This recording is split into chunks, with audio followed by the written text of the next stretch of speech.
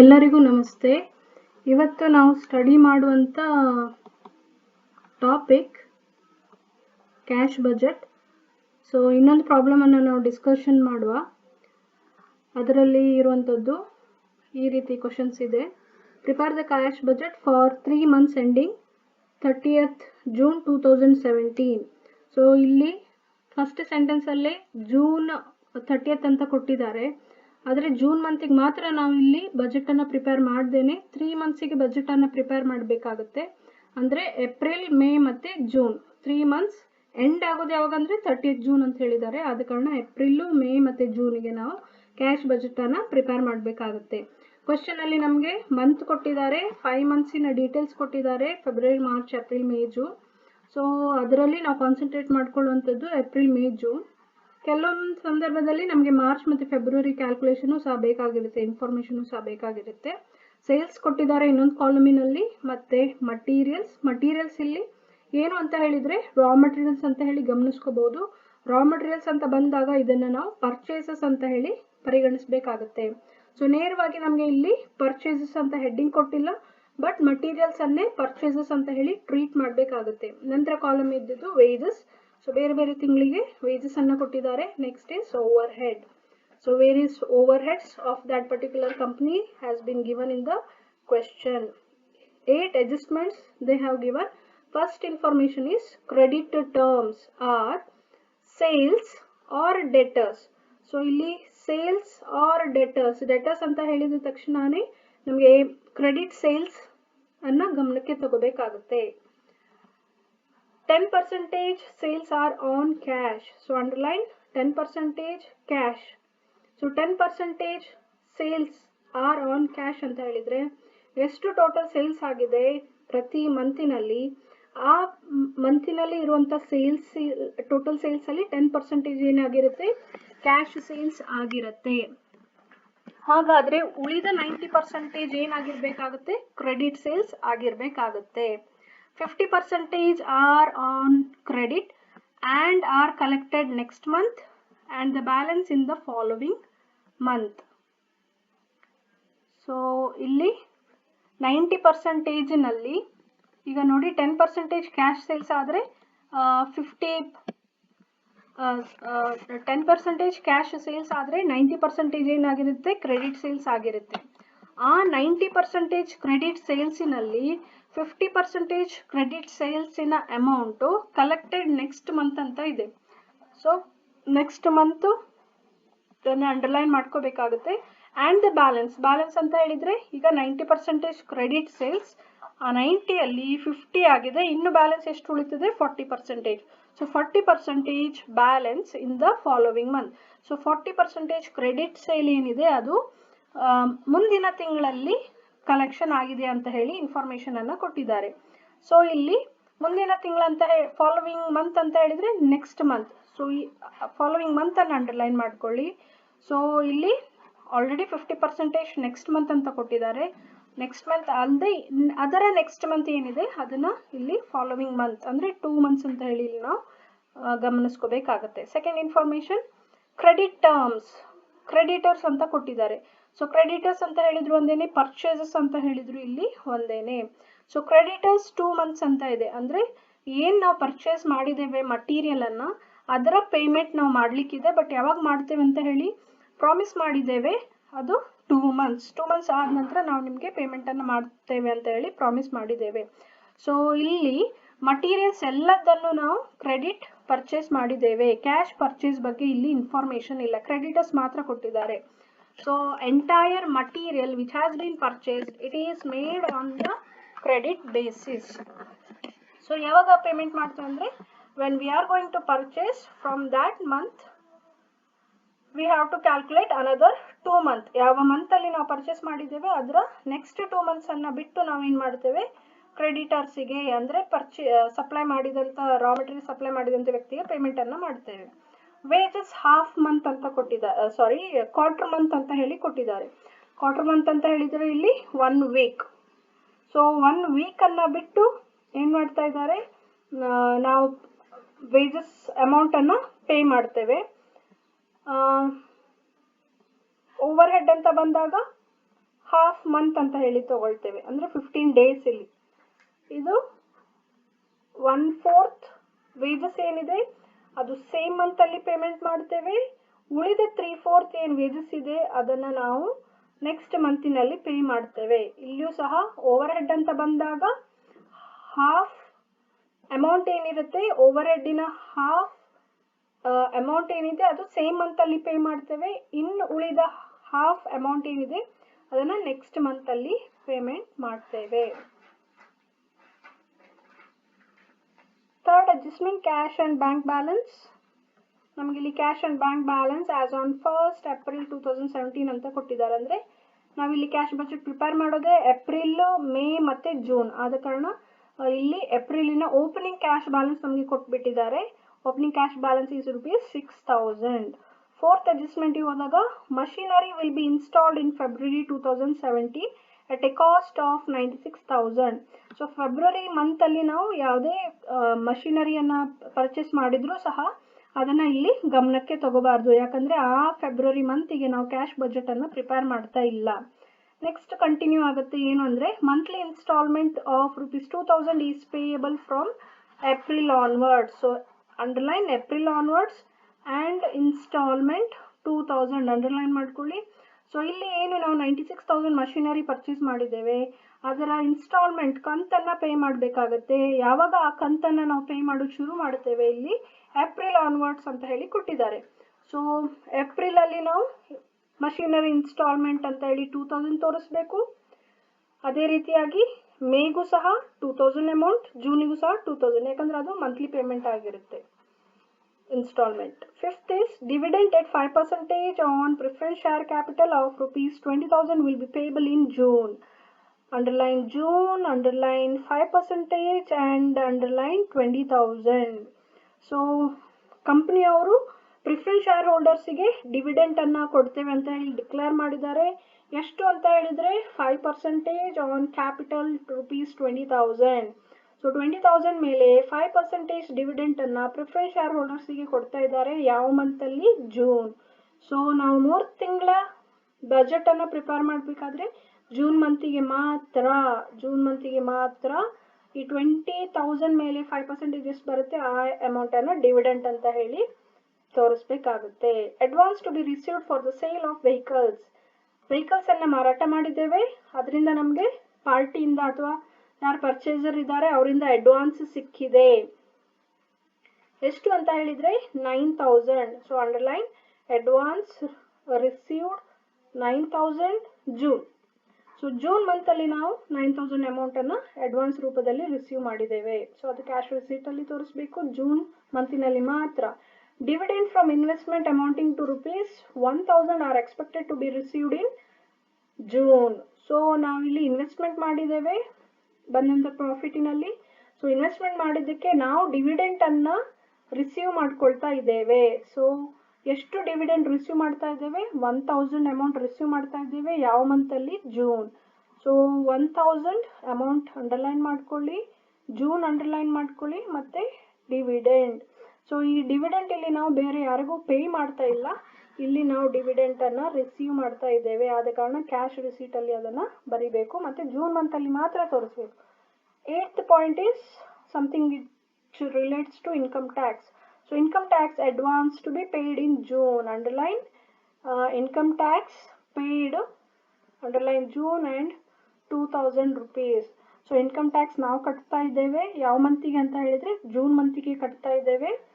So 2,000 amount ಅನ್ನ June column ಅಲ್ಲಿ ಮಾತ್ರ ತೋರಿಸಬೇಕಾಗುತ್ತೆ. ಕ್ಯಾಶ್ ಬಜೆಟಿನ ಜೂನ್ ಕಾಲಮ್ ಅಲ್ಲಿ ಮಾತ್ರ ತೋರಿಸಬೇಕಾಗುತ್ತೆ. ಏಪ್ರಿಲ್ ಮೇಗೆ ಯಾವುದೇ ಅಮೌಂಟ್ ಅನ್ನ ಕ್ಯಾಲ್ಕುಲೇಟ್ ಮಾಡೋ ಹಾಗೆ ಇಲ್ಲ.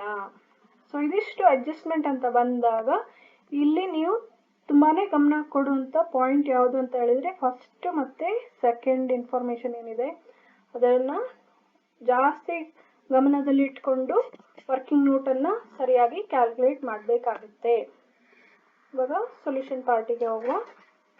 ವರ್ಕಿಂಗ್ ನೋಟ್ ನಂಬರ್ 1 ಅಲ್ಲಿ ನಾವು calculation of credit sales. So credit sales ಅನ್ನ ನಾವಿಲ್ಲಿ ಕ್ಯಾಲ್ಕುಲೇಟ್ ಮಾಡುವ. ಸೊ ಇಲ್ಲಿ ಏನ್ ಹೇಳ್ತಾರೆ, ಕ್ರೆಡಿಟ್ ಸೇಲ್ಸ್ ನೋಡಿ, ಸೇಲ್ಸ್ ಅಲ್ಲಿ 10% ಕ್ಯಾಶ್ ಸೇಲ್ಸ್ ಹೇಳಿದ್ದಾರೆ. ಹಾಗಾದ್ರೆ ಉಳಿದ 90% ಏನಾಗಿರುತ್ತೆ? Credit sale.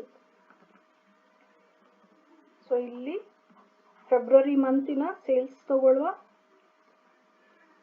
ಫೆಬ್ರವರಿ ಮಂತಿನ ಸೇಲ್ಸ್ ಇಲ್ಲಿ 14,000 ಅಂತ ಹೇಳಿದ್ದಾರೆ. ಸೊ 14,000 10% ಏನಾಗುತ್ತೆ? Cash sales.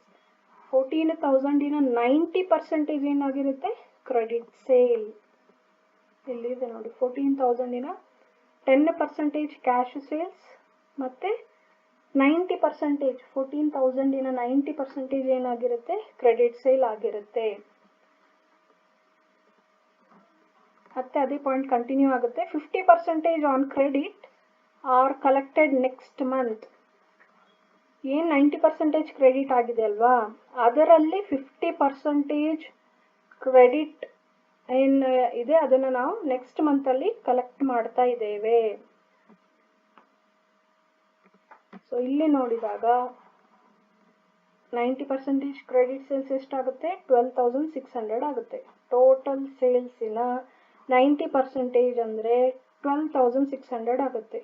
ಸೊ 12,600 ಏನ್ ಅಮೌಂಟ್ ಇದೆ ಅದರಲ್ಲಿ 50% received in next month.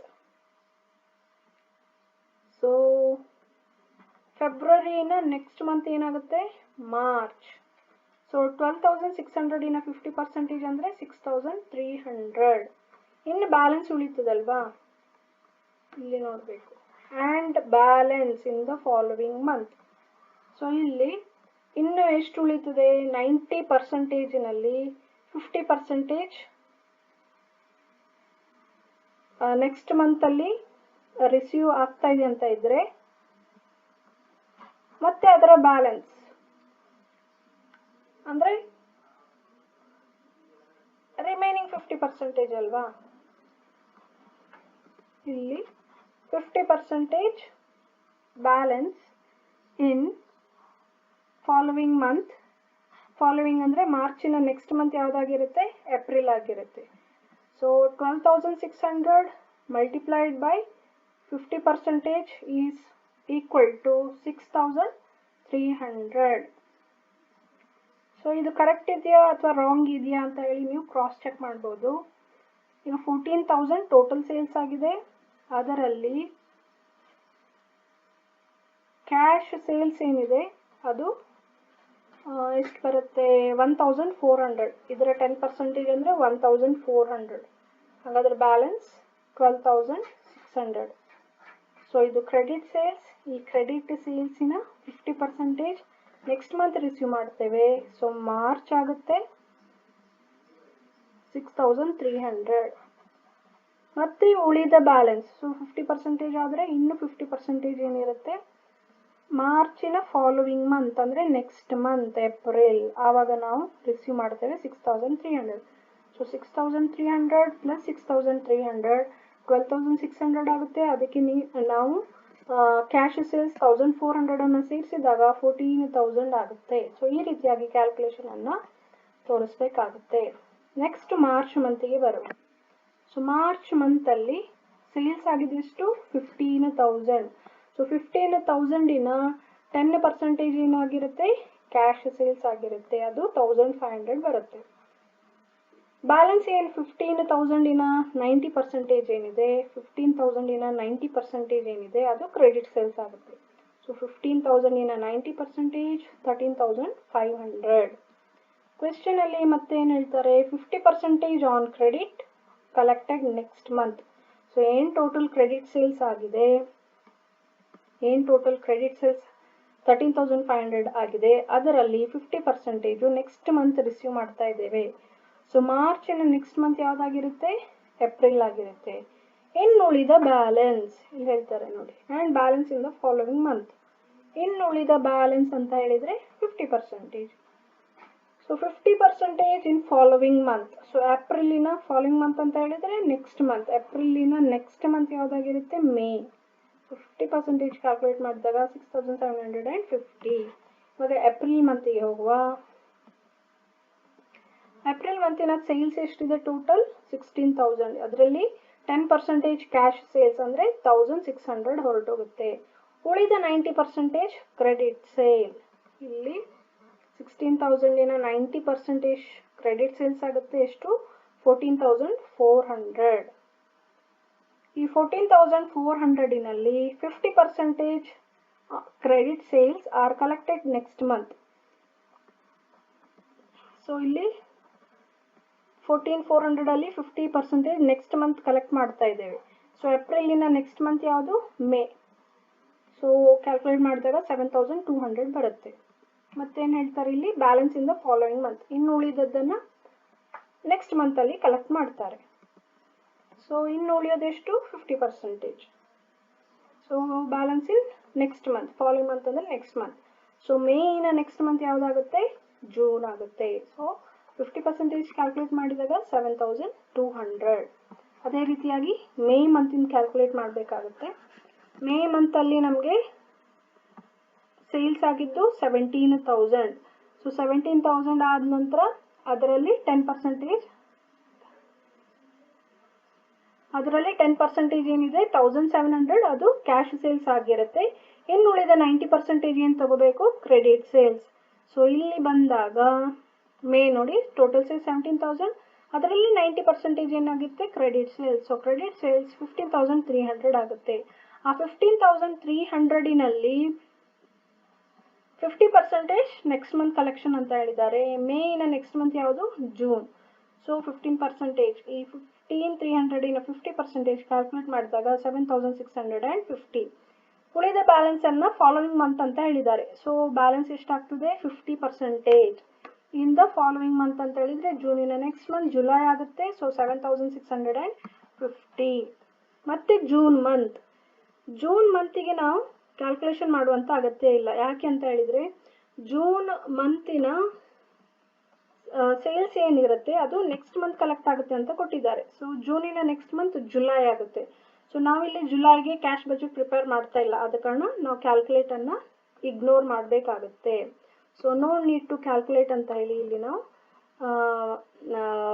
Answer ಅಲ್ಲಿ ಬರಿಬೇಕಾಗುತ್ತೆ. ಇವಾಗ ಟೋಟಲ್ ಕ್ರೆಡಿಟ್ ಸೇಲ್ಸ್ ಎಷ್ಟಾಗಿದೆ ಅಂತ ಹೇಳಿ ಒಟ್ಟಿಗೆ ಬರಿಬೇಕು. ಇದು ಏನಿದೆ ಈ 3 ಅಮೌಂಟ್ಸ್ ಏನಿದೆ ಇದನ್ನ ನಾವು ಕ್ಯಾಶ್ ಬಜೆಟ್ ಅಲ್ಲಿ ಬರೀತೇವೆ. ವರ್ಕಿಂಗ್ ನೋಟಿನಲ್ಲಿ ನಮಗೆ ಬೇಕಾಗಿದ್ದು ಈ 3 ಅಮೌಂಟ್, ಈ 3 ತಿಂಗಳ ಅಮೌಂಟ್ ನಮಗೆ ಇಂಪಾರ್ಟೆಂಟ್ ಆಗಿರುತ್ತೆ, ಏಪ್ರಿಲ್ ಮೇ ಮತ್ತೆ ಜೂನ್. ಸೊ ಹೇಗೆ ಬರಿಬೇಕು ಅಂತ ಹೇಳಿ ನಿಮಗೆ ಕನ್ಫ್ಯೂಷನ್ ಆಗಬಹುದು.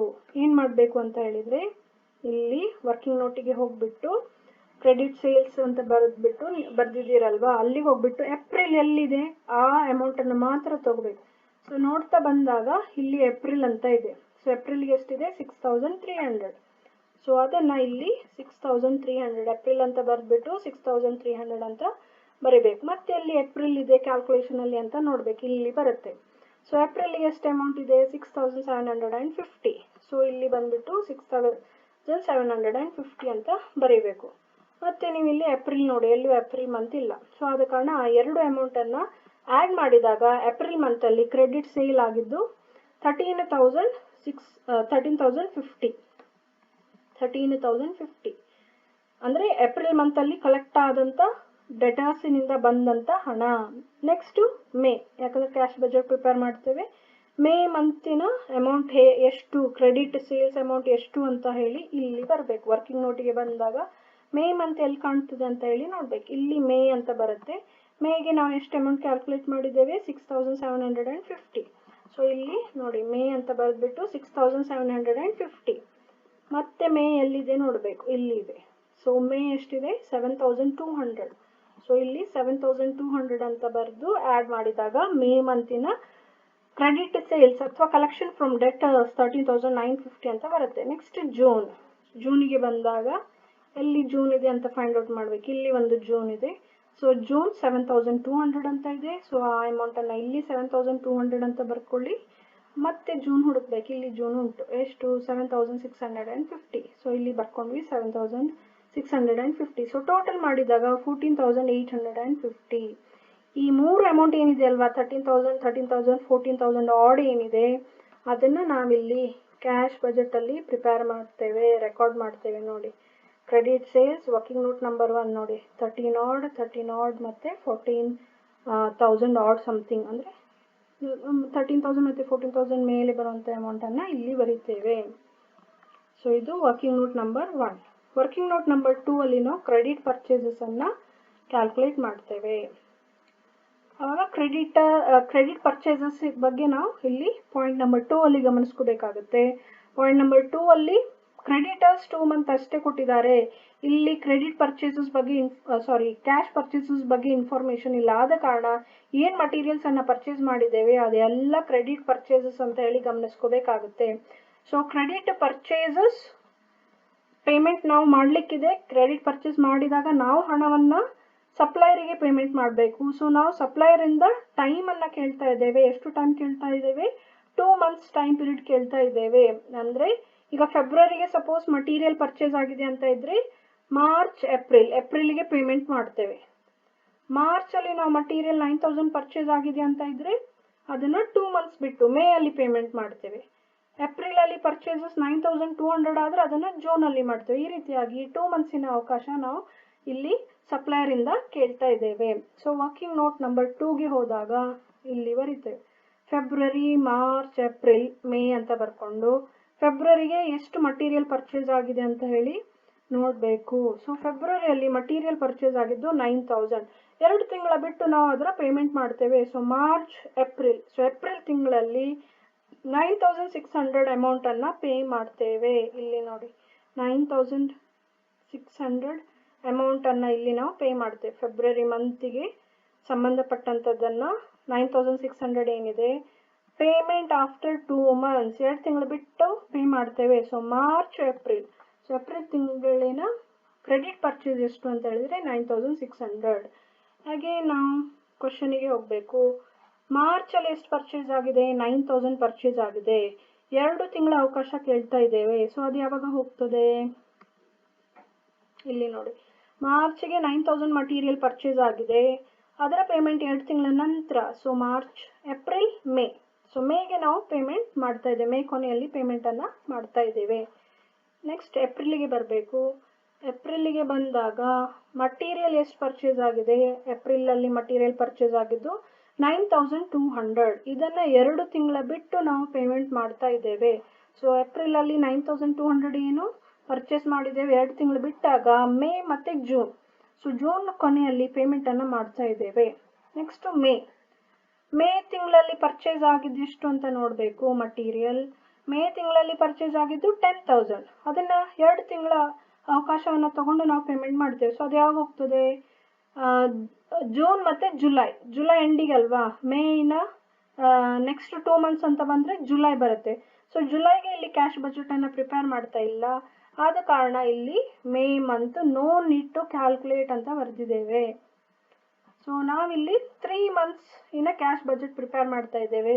ಸೊ 3 ಮಂತ್ಸಿಗೆ ಸಂಬಂಧಪಟ್ಟಂತ ಕ್ಯಾಶ್ ಪರ್ಚೇಸಸ್ ಅನ್ನ ಮಾತ್ರ ಕ್ಯಾಲ್ಕುಲೇಟ್ ಮಾಡ್ಬೇಕು. ಅವ್ರು ಇನ್ಫಾರ್ಮೇಶನ್ ಕೊಟ್ಟಿದ್ದಾರೆ ಅಂತ ಹೇಳಿ ಜುಲೈ, ಆಗಸ್ಟ್ ಇಂದೆಲ್ಲ ಕ್ಯಾಲ್ಕುಲೇಟ್ ಮಾಡೋದಲ್ಲ. ಸೊ ಯಾವ ತಿಂಗಳ ಕ್ಯಾಶ್ ಬಜೆಟ್ ಪ್ರಿಪೇರ್ ಮಾಡ್ತೇವೆ ಅದಕ್ಕೆ ಸಂಬಂಧಪಟ್ಟಂತ ಇನ್ಫಾರ್ಮೇಶನ್ ಅನ್ನ ಮಾತ್ರ ನಾವು ಇಲ್ಲಿ ಫೈಂಡ್ ಔಟ್ ಮಾಡ್ತಾ ಹೋಗ್ಬೇಕು. ಸೊ ಏಪ್ರಿಲ್ ಮಂತ್ ಅಲ್ಲಿ 9,600 ಪೇಮೆಂಟ್ ಮಾಡಿದ್ದೇವೆ. ಮೇ ಅಲ್ಲಿ 9,000, ಜೂನ್ ಅಲ್ಲಿ 9,200. ಈ ಇನ್ಫಾರ್ಮೇಶನ್ ಅನ್ನ ಕ್ಯಾಶ್ ಬಜೆಟ್ ಅಲ್ಲಿ ನೀವು ನೋಡಬಹುದು. ನೋಡಿ ಇಲ್ಲಿ credit purchases working note number 2 9,600 April month, May 9,000 and June 9,200. I hope this is clear. Working note number 3 ಇದು ಯಾವುದು ಅಂತ ಹೇಳಿದ್ರೆ ವೇಜಸ್ಗೆ ಸಂಬಂಧಪಟ್ಟಿದ್ದು. ಕ್ವಶನ್ಗೆ ಹೋಗುವ. ಕ್ವಶನ್ ಅಲ್ಲಿ ಪಾಯಿಂಟ್ ನಂಬರ್ 2 ವೇಜಸ್ 1/4 ಮಂತ್ ಅಂತ ಇದೆ. 1/4 month same month next month ಕೊಟ್ಟಿಲ್ಲ ಅಂತ ಇದ್ರೆ ನಾವು ಸೇಮ್ ಮಂತ್ ಅಂತ ಹೇಳಿನೇ ಟ್ರೀಟ್ ಮಾಡಬೇಕಾಗತ್ತೆ. ವೇಜಸ್ ಟೋಟಲ್ ಎಷ್ಟು ಹಣ ಇದೆ ಅದರಲ್ಲಿ 1/4 ಅಮೌಂಟ್ ಅನ್ನ ಅದೇ ತಿಂಗಳಲ್ಲಿ ಪೇಮೆಂಟ್ ಮಾಡ್ತಾರೆ. ಉಳಿದ 3/4 ಹಣವನ್ನ ಯಾವಾಗ ಮಾಡ್ತಾರೆ? Next month. ಅದು ಅಸ್ಯೂಮ್ ಮಾಡ್ಕೋಬೇಕಾಯ್ತಾ. ಸೊ ವೇಜಸ್ ಅಲ್ಲಿ 1/4 ಅಮೌಂಟಿನ 1/4 ಪೇಮೆಂಟ್ ನಾವು ಸೇಮ್ ಮಂತ್ ಅಲ್ಲಿ ಮಾಡ್ತಾ ಇದ್ದೇವೆ. 3/4 ಅಮೌಂಟ್ ಏನಿದೆ ಅದನ್ನ ನೆಕ್ಸ್ಟ್ ಮಂತ್ ಅಲ್ಲಿ ನಾವು ಮಾಡ್ತೇವೆ. ಸೊ ವರ್ಕಿಂಗ್ ನೋಟ್ ನಂಬರ್ 3ಗೆ ಹೋಗಬೇಕು. Calculation of wages. So March month ಅಲ್ಲಿ ಟೋಟಲ್ ವೇಜಸ್ ಎಷ್ಟಾಗಿದೆ ನೋಡಬೇಕು. ಮಾರ್ಚ್ ಮಂತಲ್ಲಿ ವೇಜಸ್ ಫೆಬ್ ತಗೊಳ್ಳೋ ಹಾಗಿಲ್ಲ, ಯಾಕಂದರೆ ಫೆಬ್ರವರಿ ಪೇಮೆಂಟ್ ಏನಿದೆ 1/4 ಫೆಬ್ರವರಿಗೆ ಆಗುತ್ತೆ, 3/4 ನೆಕ್ಸ್ಟ್ ಮಂತ್. ಸೊ ರಿಮೈನಿಂಗ್ 3/4 ಏನಿದೆ ನೆಕ್ಸ್ಟ್ ಮಂತ್ಗೆ ಹೋಗುತ್ತೆ. ನೆಕ್ಸ್ಟ್ ಅಂದರೆ ಮಾರ್ಚ್ಗೆ ನಾವಿಲ್ಲಿ ಬಜೆಟನ್ನು ಪ್ರಿಪೇರ್ ಮಾಡ್ತಾ ಇಲ್ಲ, ಆದ ಕಾರಣ ಫೆಬ್ರವರಿಯ ವೇಜಸ್ ನಮಗೆ ಬೇಡ. ಮಾರ್ಚ್ ವೇಜಸ್ ಬೇಕು. ಮಾರ್ಚ್ ವೇಜಸ್ ಇಲ್ಲಿ 3000 ಅಂತ ಕೊಟ್ಟಿದ್ದಾರೆ. ಸೊ ಮಾರ್ಚ್ ವೇಜಸ್ 3000 ಅಲ್ಲಿ 1/4 ಮಾರ್ಚ್ ತಿಂಗಳಲ್ಲೇ ಕಲೆಕ್ಟ್ ಮಾಡ್ತೇವೆ, ಸೇಮ್ ಮಂತ್ ಕಲೆಕ್ಟ್ ಮಾಡ್ತೇವೆ 1/4 ಅನ್ನ. ಉಳಿದ 3/4 ಏನು ಅಮೌಂಟ್ ಇದೆ ಅದನ್ನು ನೆಕ್ಸ್ಟ್ ಮಂತ್ ಅಂದರೆ ಏಪ್ರಿಲ್ಗೆ ಪೇಮೆಂಟ್ ಮಾಡ್ತೇವೆ. ಏಪ್ರಿಲ್ಗೆ ಕ್ಯಾಶ್ ಬಜೆಟ್ ಪ್ರಿಪೇರ್ ಮಾಡ್ತೇವೆ, ಆದ ಕಾರಣ ಅದು ನಮಗೆ ಅಗತ್ಯ ಇದೆ. ಇಲ್ಲಿ ಮಾರ್ಚ್ 3000 ಇದೆ, 3000 ಅಮೌಂಟಲ್ಲಿ 1/4 ಅಮೌಂಟನ್ನು ಸೇಮ್ ಮಂತಲ್ಲಿ ಪೇಮೆಂಟ್ ಮಾಡ್ತಾರೆ. ಸೇಮ್ ಮಂತ್ ಅಂತ ಹೇಳಿದರೆ ಇಲ್ಲಿ ಮಾರ್ಚ್ ತೊಗೊಂಡಿದ್ದೇವಲ್ವಾ, ಸೊ ಆದ ಕಾರಣ ಮಾರ್ಚೇ ಬರುತ್ತೆ. ಸೊ 3000 1/4 ಕ್ಯಾಲ್ಕುಲೇಟ್ ಮಾಡಿದಾಗ 750 ಬರುತ್ತೆ. ಈಗ 3/4 ಉಳಿತದಲ್ಲ, ನೆಕ್ಸ್ಟ್ ಮಂತ್ ಪೇಮೆಂಟ್ ಮಾಡ್ತೇವೆ. ಸೊ 3000 ಅಮೌಂಟಿನ 3/4 ಕ್ಯಾಲ್ಕುಲೇಟ್ ಮಾಡಿದಾಗ 2250 ಬರುತ್ತೆ. ನೆಕ್ಸ್ಟ್ ಮಂತ್ ಅಂತ ಹೇಳಿದರೆ ಮಾರ್ಚಿನ ನೆಕ್ಸ್ಟ್ ಮಂತ್ ಏಪ್ರಿಲ್. ಅದೇ ರೀತಿಯಾಗಿ ಏಪ್ರಿಲ್ ಮಂತಿನ ಟೋಟಲ್ ವೇಜಸ್ಸನ್ನು ತಗೋಬೇಕು. ಏಪ್ರಿಲ್ ಮಂತಿನ ಟೋಟಲ್ ವೇಜಸ್ 3600 ಇದೆ. ಅದರಲ್ಲಿ 1/4 ಅಮೌಂಟ್ ಸೇಮ್ ಮಂತ್ ಪೇ ಮಾಡ್ತೇವೆ, 3/4 ಅಮೌಂಟ್ ನೆಕ್ಸ್ಟ್ ಮಂತಲ್ಲಿ ಪೇಮೆಂಟ್ ಮಾಡ್ತೇವೆ. ಸೊ ಏಪ್ರಿಲ್ 3600, ಇಲ್ಲಿ ಏಪ್ರಿಲ್ 3600, 1/4 ಸೇಮ್ ಮಂತ್ ಅಂದರೆ ಏಪ್ರಿಲ್ ಬರುತ್ತೆ 900 rupees. ಮತ್ತು 3/4 ಏನು ಬ್ಯಾಲೆನ್ಸ್ ಉಳಿತದಲ್ವಾ ಅದನ್ನು ನೆಕ್ಸ್ಟ್ ಮಂತ್ ಅಂದಿದ್ದಾರೆ. ಸೊ ಇಲ್ಲಿ ಚೇಂಜಸ್ ಮಾಡಬೇಕು. ಏಪ್ರಿಲಿನ ನೆಕ್ಸ್ಟ್ ಮಂತ್ ಏನು ಬರುತ್ತೆ, ಮೇ ಬರ್ತದೆ. ಸೊ ಇಲ್ಲಿ ನಾನು ಚೇಂಜ್ ಮಾಡ್ತೇನೆ.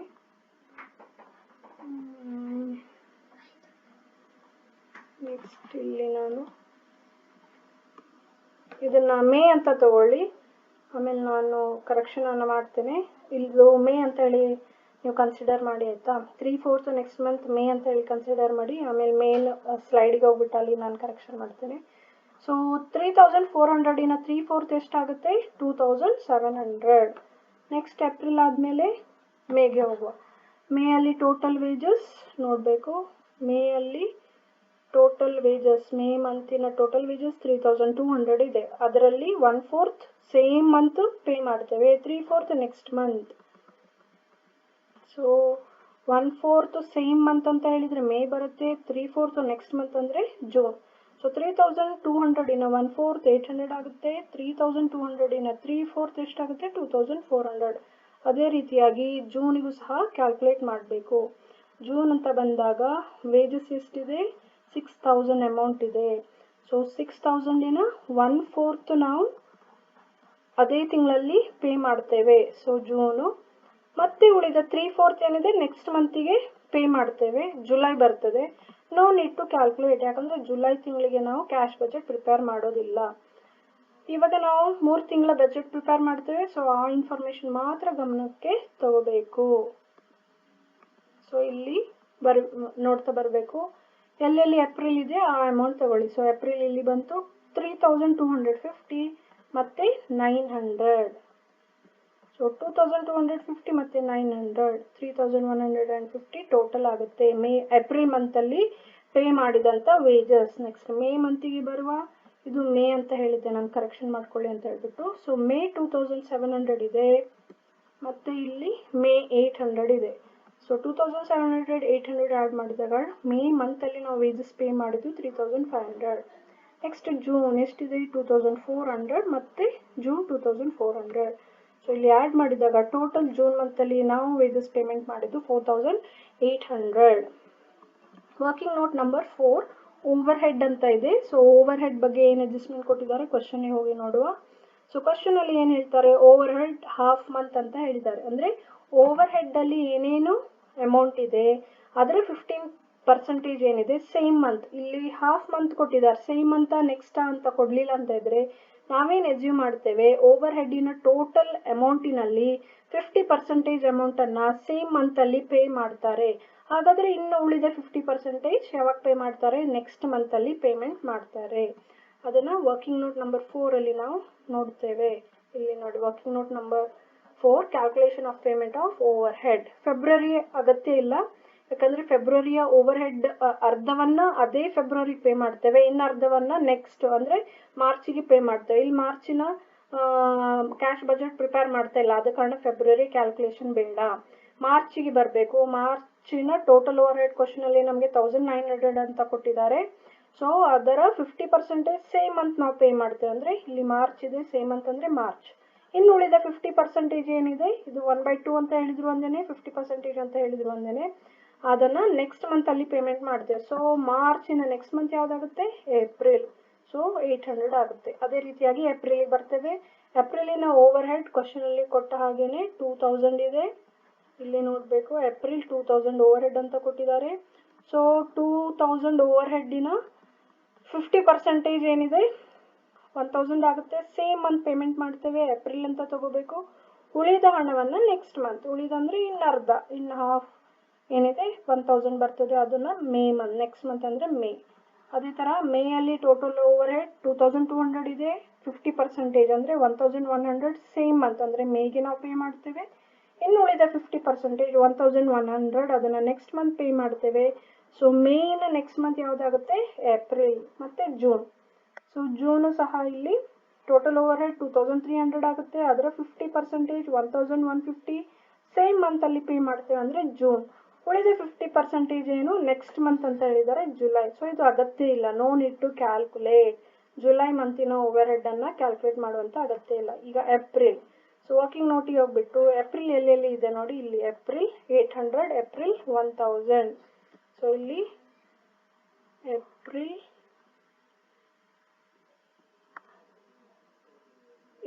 ಇದು ಚೇಂಜ್ ಮಾಡ್ಬೇಕಾಯ್ತಾ, ಇದು 950 ಆಗ್ಬೇಕು. 950 ಕರೆಕ್ಷನ್ ಮಾಡ್ಕೊಳ್ಳಿ. 950 ಮತ್ತೆ 950 ಆಗ್ಬೇಕು ಇದು, ಯಾಕಂದ್ರೆ 1900 ಇನ್ ಹಾಫ್ 950 ಆಗುತ್ತೆ. ಸೊ ಏಪ್ರಿಲ್ 950 ಮತ್ತೆ ಇಲ್ಲಿ ಏಪ್ರಿಲ್ 1000. ಸೊ ಏಪ್ರಿಲ್ 950 ಮತ್ತೆ 1000, ಸೊ 1950. ಮೇ ಮಂತಿಗೆ ಬರಬೇಕು. ಸೊ ಮೇ ಮಂತ್ ಅಲ್ಲಿ 1000 ಅಮೌಂಟ್ ಇದೆ, ಮತ್ತೆ ಇಲ್ಲಿ ನೋಡಿ ಮೇ 1100. ಸೊ 1000 1100, ಸೊ 2100 ಆಯ್ತು. ನೆಕ್ಸ್ಟ್ ಜೂನ್ ಅಂತ ಬಂದಾಗ ಹುಡುಕ್ಬೇಕು. ಜೂನ್ ಇಲ್ಲಿ 1150, ಇದು ಜೂನ್. ಇಲ್ಲೂ ಸಹ ಮಿಸ್ಟೇಕ್ ಆಗಿದೆ, ಇದು ಜೂನ್ ಅಂತ ಆಗ್ಬೇಕಾಗಿದೆ. ಯಾಕಂದ್ರೆ ಮೇನ ನೆಕ್ಸ್ಟ್ ಮಂತ್ ಯಾವ್ದಾಗುತ್ತೆ, ಜೂನ್. ಸೊ ಇದನ್ನ ಕರೆಕ್ಷನ್ ಮಾಡ್ಕೊಳ್ಳಿ. ಮೇನ್ ನೆಕ್ಸ್ಟ್ ಮಂತ್ ಜೂನ್ ಅಂತ ಆಗುತ್ತೆ. ಸೊ ಜೂನ್ ಮಂತ್ ಅಲ್ಲಿ 1100 ಮತ್ತೆ ಜೂನ್ ಅಲ್ಲಿ 1150. ಸೊ ಜೂನ್ 1100 ಮತ್ತೆ 1150. ಸೊ ಟೋಟಲ್ ಮಾಡಿದಾಗ 2250.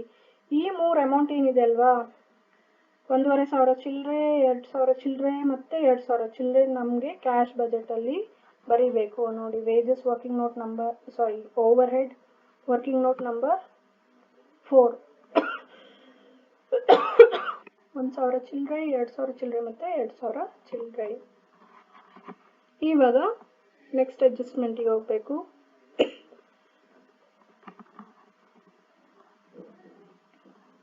ಇವಾಗ ನೆಕ್ಸ್ಟ್ ಓವರ್ ಹೆಡ್ ಆಯ್ತು.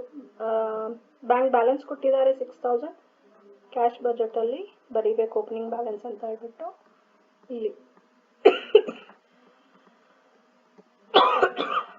ಇಲ್ಲಿ ನೋಡಿ ಓಪನಿಂಗ್ ಬ್ಯಾಲೆನ್ಸ್ 6000 ಅಂತ ಹೇಳಿ ಬರೀಬೇಕು. ಕ್ವಶನ್ ಅಲ್ಲಿ ಕೊಟ್ಟಿದ್ದಾರೆ, ಅದನ್ನ ಬರೀಬೇಕು. ನೆಕ್ಸ್ಟ್ ಪಾಯಿಂಟ್ ಕೊಟ್ಟಿದ್ದಾರೆ, ಮಷಿನರಿನ monthly instalment 2000 paid April onwards ಅಂತ ಇದೆ ಅಲ್ವಾ, April onwards. So April May June 3 ತಿಂಗಳಿಗೂ ಸಹ 2000 ಈಚ್ ಅಂತ ಹೇಳಿ ಇಲ್ಲಿ ರೆಕಾರ್ಡ್ ಮಾಡಬೇಕಾಗುತ್ತೆ. ಈಗ ನಾವು ಇನ್ಸ್ಟಾಲ್ಮೆಂಟ್ ಪೇ ಮಾಡ್ತಾ ಇದೆ ಅಂದ್ರೆ ಅದು ಖರ್ಚಲ್ವಾ, ಆದ ಕಾರಣ ಕ್ಯಾಶ್ ಪೇಮೆಂಟ್ ಅಲ್ಲಿ ಬರೀಬೇಕು. Monthly instalment 2000 2000 2000. ನೆಕ್ಸ್ಟ್ ಕ್ವಶನ್ ಅಲ್ಲಿ ಅಡ್ಜಸ್ಟ್ಮೆಂಟ್. ಇಲ್ಲಿ dividend 5% preference share 20,000 share capital ಇದೆ, ಅದರ 5% ಪೇಯಬಲ್ ಇನ್ ಜೂನ್. ನಾವು ಪೇ ಮಾಡ್ತಾ ಇದ್ದೇವೆ, ಆದ ಕಾರಣ ನಾವು ಪೇಮೆಂಟ್ ಕ್ಯಾಶ್ ಪೇಮೆಂಟ್ ಅಲ್ಲಿ ಬರೀಬೇಕಾಗುತ್ತೆ. ಸೊ ಕ್ಯಾಶ್ ಪೇಮೆಂಟ್ ಅಲ್ಲಿ ಹೋಗ್ಬಿಟ್ಟು ಡಿವಿಡೆಂಟ್ ಆನ್ ಪ್ರಿಫರೆನ್ಸ್ ಶೇರ್ 20,000 ಮೇಲೆ 5% ಕ್ಯಾಲ್ಕುಲೇಟ್ ಮಾಡಬೇಕು. ಆ ಡಿವಿಡೆಂಟ್ 1000 ಅನ್ನು ನಾವು ಜೂನ್ ಮಂತ್ ಅಲ್ಲಿ ಪೇ ಮಾಡ್ತಾ ಇದ್ದೇವೆ. ಸೊ ಜೂನ್ ಮಂತ್ ಅಲ್ಲಿ ಮಾತ್ರ ತೋರಿಸ್ಬೇಕು. ನೆಕ್ಸ್ಟ್ ಕ್ವಶನ್ ಅಲ್ಲಿ ಅಡ್ಜಸ್ಟ್ಮೆಂಟ್ ಕೊಟ್ಟಿದ್ದಾರೆ. ಏನು ಅಂತ ಹೇಳಿದ್ರೆ advance to be received for sale of vehicle. Vehicle ಅನ್ನು ನಾವು ಸೇಲ್ ಮಾಡಿದ್ದೇವೆ, ಅಡ್ವಾನ್ಸ್ ರಿಸೀವ್ ಮಾಡಿದ್ದೇವೆ ಜೂನಲ್ಲಿ 9,000. ಸೊ ಅದನ್ನು ಕ್ಯಾಶ್ ರಿಸೀಟ್ ಅಲ್ಲಿ ಬರೀಬೇಕು. ನೋಡಿ, ಸೇಲ್ ಆಫ್ ವೆಹಿಕಲ್ ಇಲ್ಲಿ 9,000 ಜೂನ್ ಮಂತಲ್ಲಿ, ಯಾಕಂದ್ರೆ ವೆಹಿಕಲ್ ಅನ್ನು ಮಾರಾಟ ಮಾಡಿದ್ದೇವೆ, ಕ್ಯಾಶ್ ನಮಗೆ ಸಿಗತ್ತೆ. ಸೊ ಕ್ಯಾಶ್ ರಿಸೀಟ್ಸ್ ಅಲ್ಲಿ ಅದನ್ನ ಬರಿಬೇಕಾಗುತ್ತೆ. ನೆಕ್ಸ್ಟ್ ಯಾವುದಿದೆ adjustment? Dividend from investment amounted 1,000 are expected to be received in June. So ನಾವು ಇನ್ವೆಸ್ಟ್ಮೆಂಟ್ ಮಾಡಿದ್ದೇವೆ, ಅದ್ರ ಮೇಲೆ ನಮಗೆ ಡಿವಿಡೆಂಡ್ ಸಿಕ್ಕಿದೆ. ಎಷ್ಟು ಅಂತ ಹೇಳಿದ್ರೆ 1,000. ಯಾವ ಮಂತ್ ಅಂತ ಹೇಳಿದ್ರೆ ಜೂನ್. ಸೊ ಕ್ಯಾಶ್ ರಿಸೀಟ್ ಅಲ್ಲಿ ಜೂನ್ ಮಂತಿಗೆ 1,000 ಅಂತ ಹೇಳಿ ಬರಬೇಕು. ಕ್ಯಾಶ್ ರಿಸೀಟ್ ಅಲ್ಲಿ ಡಿವಿಡೆಂಡ್ ಫ್ರಮ್ ಇನ್ವೆಸ್ಟ್ಮೆಂಟ್ ಅಂತ ಹೇಳ್ಬಿಟ್ಟು ಜೂನ್ ಮಂತಲ್ಲಿ 1,000 ಅಮೌಂಟ್ ಅನ್ನ ಬರಿಬೇಕಾಗತ್ತೆ. ನೆಕ್ಸ್ಟ್ ಇನ್ಕಮ್ ಟ್ಯಾಕ್ಸ್ಗೆ ಸಂಬಂಧಪಟ್ಟ ಹಾಗೆ ಅಡ್ಜಸ್ಟ್ಮೆಂಟ್ ಕೊಟ್ಟಿದ್ದಾರೆ. ಅಡ್ವಾನ್ಸ್ ಪೇಡ್ ಇನ್ ಜೂನ್, ನಾವು ಪೇಮೆಂಟ್ ಮಾಡ್ತಾ ಇದ್ದೇವೆ. ಸೊ ಕ್ಯಾಶ್ ಪೇಮೆಂಟ್ ಅಂಡರಿನಲ್ಲಿ ಜೂನ್ ಮಂತಲ್ಲಿ 2,000 ತೋರಿಸ್ಬೇಕು. ಸೊ ಕ್ಯಾಶ್ ಪೇಮೆಂಟ್ ಇಲ್ಲಿ ಇದೆ ನೋಡಿ, ಕ್ಯಾಶ್ ಪೇಮೆಂಟ್ ಅದರ ಅಂಡರಿನಲ್ಲಿ ಇನ್ಕಮ್ ಟ್ಯಾಕ್ಸ್ ಅಡ್ವಾನ್ಸ್ ಅಂತ ಜೂನ್ ಮಂತಲ್ಲಿ ಮಾತ್ರ 2,000 ಬರೀಬೇಕು. ಸೊ ಇದಿಷ್ಟು ಆದ ನಂತರ ಅಂದ್ರೆ ಕ್ಯಾಶ್ ಸೇಲ್ಸ್ ಆಯ್ತು, ಕ್ರೆಡಿಟ್ ಸೇಲ್ಸ್ ಆಯ್ತು, sale of vehicle, dividend from investment, ಇದನ್ನ ನಾವು ಏನಂತ ಹೇಳಿ ಕನ್ಸಿಡರ್ ಮಾಡ್ತೀವಿ? ಕ್ಯಾಶ್ ರಿಸೀಟ್ಸ್, ಹಣ ಬಿಸ್ನೆಸ್ ಒಳಗಡೆ ಬಂದಿದೆ. ಸೊ ಆ ಅಮೌಂಟ್ ಅನ್ನ ಇಲ್ಲಿ ನಾವು ರೆಕಾರ್ಡ್ ಮಾಡಿದ್ದೇವೆ. 4 ಸ್ಟೆಪ್ ಇದೆ ಅಂತ ಹೇಳಿ ನಾನು ಮುಂಚೆನೂ ಸಹ ನಿಮ್ಗೆ ಹೇಳ್ತಿದ್ದೆ ಕ್ಯಾಶ್ ಬಜೆಟಿನಲ್ಲಿ. First step opening balance of cash, second step add cash receipts, third step less cash payment, fourth step ಏನು ಆನ್ಸರ್ ಬರುತ್ತೆ ಅದನ್ನ ಕ್ಲೋಸಿಂಗ್ ಬ್ಯಾಲೆನ್ಸ್ ಆಫ್ ಕ್ಯಾಶ್ ಅಂತ ಹೇಳಿ ಟ್ರೀಟ್ ಮಾಡಬೇಕು. ಸೊ ಇಲ್ಲಿ ಓಪನಿಂಗ್ ಬ್ಯಾಲೆನ್ಸ್ ಆಫ್ ಕ್ಯಾಶ್ ಆಯ್ತು, ಎಲ್ಲ ಕ್ಯಾಶ್ ರಿಸಿಟ್ಸ್ ಅನ್ನ ಆಡ್ ಮಾಡಿದಾಗ ನಮಗೆ 20,650 ಬರುತ್ತೆ. ಅಂದ್ರೆ ಎ ಪ್ಲಸ್ ಬಿ ಮಾಡಿದಾಗ ಎಷ್ಟು ಬರುತ್ತೆ. ಮತ್ತೆ ಸಿ ಅನ್ನ ಲೆಸ್ ಮಾಡ್ಬೇಕು. ಸಿ ಅಂತ ಹೇಳಿದ್ರೆ ಕ್ಯಾಶ್ ಪೇಮೆಂಟ್, ಅದನ್ನ ಲೆಸ್ ಮಾಡ್ಬೇಕಾಗುತ್ತೆ ಎ ಬಿ ಇಂದ. ಸೊ ಇದಿಷ್ಟು ಟೋಟಲ್ ಮಾಡಿದಾಗ ನಮ್ಗೆ ಸಿಗುವಂತ ಅಮೌಂಟು 16,700. ಸೊ ಅದನ್ನ ಎ ಬಿ ಇಂದ ಮೈನಸ್ ಮಾಡಿ. So closing balance of cash ಅಂತ ಬರೆದ್ಬಿಟ್ಟು 3,950 ಅಂತ ಹೇಳಿ ಏಪ್ರಿಲ್ಗೆ ಬರಿಬೇಕಾಗುತ್ತೆ. ಸೊ ಏಪ್ರಿಲ್ ಮಂತ್ ಅಲ್ಲಿ ಏನು ಕ್ಲೋಸಿಂಗ್ ಬ್ಯಾಲೆನ್ಸ್ ಇದೆ ಅದು ಮೇ ಮಂತಿಗೆ ಓಪನಿಂಗ್ ಬ್ಯಾಲೆನ್ಸ್ ಆಗುತ್ತೆ. ಹಾಗೇನು ಕ್ಯಾಶ್ ರಿಸೀಟ್ಸ್ ಅನ್ನ ಆಡ್ ಮಾಡಿ ಕ್ಯಾಶ್ ಪೇಮೆಂಟ್ ಅನ್ನ ಮೈನಸ್ ಮಾಡಿದಾಗ ನಿಮ್ಗೆ ಕ್ಲೋಸಿಂಗ್ ಬ್ಯಾಲೆನ್ಸ್ ಆಫ್ ಮೇ ಬರುತ್ತೆ. Cash balance, closing balance of cash for the month of May 3,000 ಬರುತ್ತೆ. ಸೊ ಅದೇನಾಗುತ್ತೆ ನೆಕ್ಸ್ಟ್ ಮಂತಿಗೆ ಓಪನಿಂಗ್ ಬ್ಯಾಲೆನ್ಸ್ ಆಗುತ್ತೆ 3,000. ಸೊ ಆ ರೀತಿಯಾಗಿ ಮಾಡಿದಾಗ ಓಪನಿಂಗ್ 3,000 ಕ್ಯಾಶ್ ಬ್ಯಾಲೆನ್ಸ್ ಜೂನಿಗೆ ತಗೊಂಡು ಕ್ಯಾಶ್ ರಿಸಿಟ್ಸ್ ಅನ್ನ ಆಡ್ ಮಾಡಿಬಿಟ್ಟು ಕ್ಯಾಶ್ ಪೇಮೆಂಟ್ ಅನ್ನ ಮೈನಸ್ ಮಾಡಿದಾಗ 8,400 ಬರುತ್ತೆ.